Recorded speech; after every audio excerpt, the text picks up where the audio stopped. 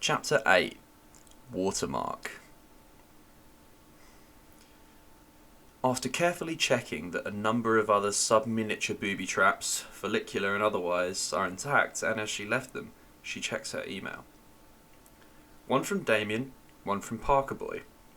She opens Damien's. Hello and greetings from 6 feet down in the currently unfrozen swamps past Stalingrad. I am all bug bites and stubble, but still do not fit in, as I am not drunk sufficiently constantly, though I am working on it. Most amazing scene here. Hadn't time to tell you before I left. It's about the dig, which perhaps is my version of the footage now.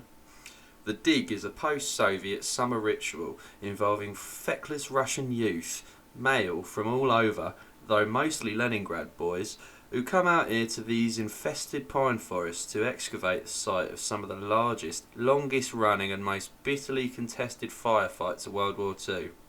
Trench stuff, and the line moved back and forth forever, with unimaginable loss of life, so that when one finds a trench and digs, one digs through, well, strata of Germans, Russians, Germans, who all of them are now bone of a peculiarly dark day, everything having buried itself in this sticky, silty grey mud, which in winter is frozen solid. This mud is, I think the term is, anaerobic. Flesh is long gone, I'm glad to say, but bone remains, and also artefacts in brilliant condition when you get the mud off, which is what brings the diggers. Weapons of all kinds, watches. One boy found an unopened bottle of vodka yesterday, but then it was thought that this might have been poisoned, left as a booby trap. Very strange. But visually, wow! All of it. Drunken, shaven-headed diggers. The things they bring up, and everywhere the rising pyramids of grey bone. And most of this we're getting on video, though the trick is that we have to drink enough to be felt a part of it. The party atmosphere, you understand, but not enough to be too legless to shoot and remember to change batteries. Which is why you haven't heard from me, 24/7 on the dig. I'd thought, of course, that this would be an exploratory foray toward a full shoot next summer, but one, I can't imagine that this level of weirdness can repeat itself, even in Russia, and two, I'm pretty sure I'll never want to see this place or these particular people again once I get out of it. Mick the Irish camera has developed a persistent cough that he's convinced is drug-resistant tuberculosis, and Brian, the Australian camera, passed out drinking with the dig boys and woke up with a bloody, very ugly and authentically prison-style spiderweb motif etched into his left shoulder with something more like a knife than a tattooing instrument. Having survived this, tough bugger, Brian, now enjoys the most status with the diggers. Also, he apparently broke someone's jaw in the aftermath. And he and I both think Mick's full of balls about the TB, whinging little cunt, but we won't go near him anyway. And how are you? Are you watering my plants and feeding the goldfish? Are those advertising wanks in Soho treating you in any way at all like a human being? I would kill someone to have a shower right now. I think I have scabies, and that's after shaving my bloody head so I won't get lice. Brian's been painting his balls every night with clear nail polish, says that it kills them, scabies, but I think it's really because he's a queen in the most massive denial, and an outback masochist, and he likes the way it looks. XXX, Damien. P.S. In case it isn't clear from above, I'm having an absolutely delightful time and couldn't be happier. She opens Parker Boys. While everyone else is still trembling over the kiss, as ever, number 135 will surely be known. Musashi and I have lit out for the territories. I don't know whether you are following FFF or earning what passes for your living, but everyone is mad for number 135. No end in sight. And I suppose you know about CNN. She doesn't. In case you have been in a coma, lucky you. They showed a slightly compressed version yesterday, and now every site on the planet is clogged with the clueless, newbies of the most hopeless sort, including ours. Case pauses to do a recompute on her evening with Big End. If number 135 had been on CNN, Big End knew it, and his not having mentioned it was deliberate, but to what end? Perhaps, she decides, he wants her to discover it after the fact, assuming that heightened global interest will tip her in the direction of his proposition, and she finds, to her annoyance, that it does. The idea of waking to find the identity of the maker revealed on the front page of a paper irks her direly. In any case, et unpleasant cetera, I took the opportunity to exit FFF, made additionally unbearable by the porno bellowings of Fat Cow A, and get together netwise with Daryl to do further work on the result of some kanji cruising we did while I was in California. Daryl, aka Musashi, is a California footage head fluent in Japanese.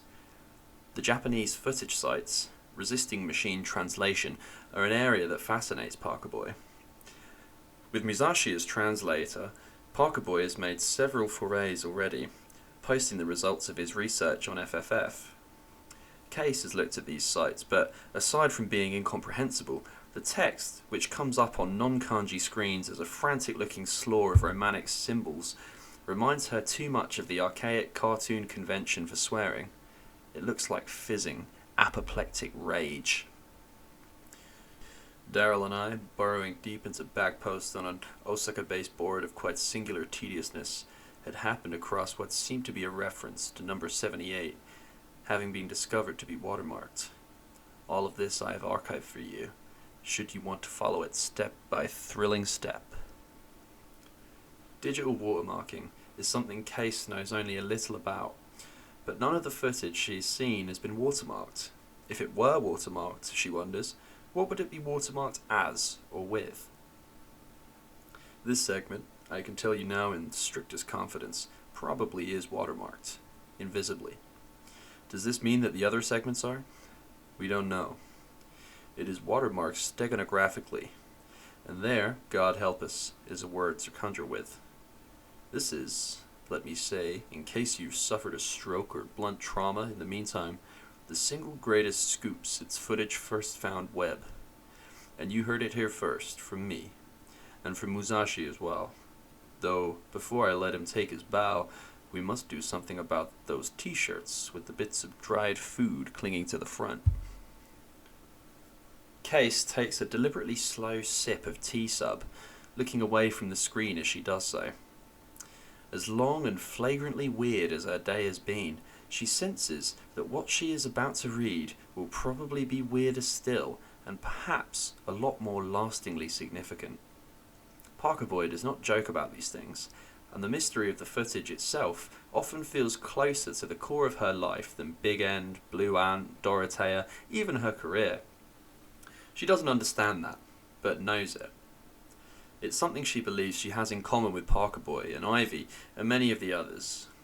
It's something about the footage, the feel of it, the mystery. You can't explain it to someone who isn't there. They'll just look at you. But it matters. Matters in some unique way. Steganography is about concealing information by spreading it throughout other information. At present, I know little else about it. However, to get on with the narrative of Parker Boy and Musashi in deep kanji space, we came back to the present and our own language. With this one glancing and highly cryptic reference, which I at first was convinced might be nothing more than an artifact of Daryl's translation. I returned to Chicago then, and Daryl and I, Curiosity's cats, began to lovingly generate a Japanese persona, namely one Keiko, who began to post in Japanese on that same Osaka site. Putting her cuteness about a bit. Very friendly, very pretty, our Keiko. You'd love her. Nothing like gender bait for the nerds, as I'm sure you well know. She posts from Musashi's ISP, but that's because she's in San Francisco learning English.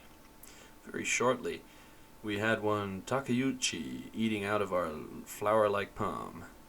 Taki, as he prefers we call him, claims to orbit a certain otaku coven in Tokyo, a group that knows itself as mystic, though its members never refer to it that way in public, nor indeed refer to it at all. It is these mystic wonks, according to Taki, who have cracked the watermark on number 78. This segment, according to Taki, is marked with a number of some kind, which he claims to have seen and know. No doubt motivated by lonely fantasies of getting up our deliciously short little plaid skirt, which we have described to him in passing, he now holds out the promise of showing this to us upon our return to Tokyo. Of course, I am delighted that my brilliant self, albeit with the help of my trusty take-out encrusted kanjiman, has been the first to bring this shattering new knowledge, if it isn't a tissue of sheerest otaku horseshit, to our virtual shores.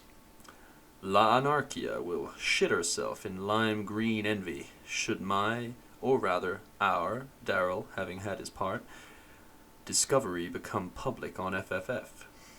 But should it? And indeed, what exactly are we to do next? Taki, who sends Keiko snapshots of himself, mouth breather, is not about to offer up the mystic number, should there prove to be one, else his little flower vanish from the screen. He's easy to fool, in one regard, but annoyingly bright in others. He wants Keiko FaceTime, and I remain your frustrated Parker boy. P.S. So what to do? She sits there thinking about this, and then gets up to double-check the door and windows, touching the new keys around her neck. Goes into the bathroom to brush her teeth and wash her face in the mirror against the white tiles of the wall behind her.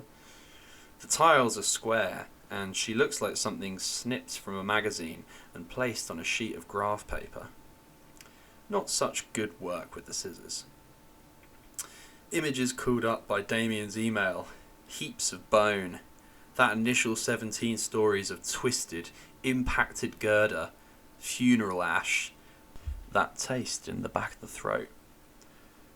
And she is here, in this apartment, recently invaded by some shadowy figure, or figures. Dorothea as corporate spook. The woman in the mirror, lips foamed with toothpaste, shakes her head. Hydrophobia. Big End advising her to sleep on it, and she will, she's certain, though she doesn't want to. She removes and folds the silver discomforter, stiff as a new tarpaulin, and replaces it with a duvet in a grey cotton cover, new and unused, that she finds in the closet. He took a duck in the face at 250 knots. Her prayer in the dark. Eyes closed, she finds herself imagining a symbol, something watermarking the lower right-hand corner of her existence. It is there, just beyond some periphery, beyond the physical, beyond vision, and it marks her as... what?